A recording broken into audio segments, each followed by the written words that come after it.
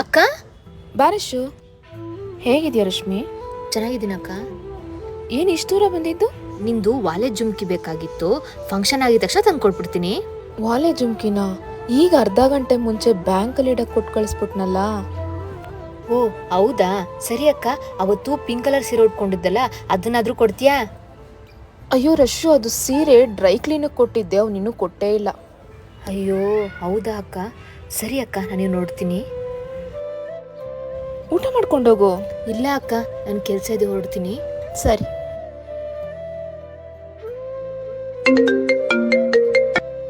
Hello, Rashmi ಬಂದಿದ್ಲು ಮನೆ ಹತ್ರ. ಎಷ್ಟು ಹೇಳಿದ್ರೆ ಕೇಳಲಿಲ್ಲ. ನಾವು ತೋರಿಸಿದ ಹುಡುಗನ ಮದ್ವೆ ಆಗಕ್ಕಾಗಲಿಲ್ಲ. ಅವಳು ಇಷ್ಟ ಬಂದಂಗಾದ್ಲು. ಇವಾಗ ಒಡವೆ ಕೇಳ್ಕೊಂಡು ನಮ್ಮನೆ ಹತ್ರ ಬಂದಿದ್ದಾಳೆ. ಚಿನ್ನದ ಒಡವೆ ಎಲ್ಲ ಕೊಡಕ್ಕಾಗುತ್ತಾ ಅವಳಿಗೆ? ಹೇಳಕ್ ಮನ್ಸಾದ್ರೂ ಹೇಗೆ ಬರುತ್ತೆ?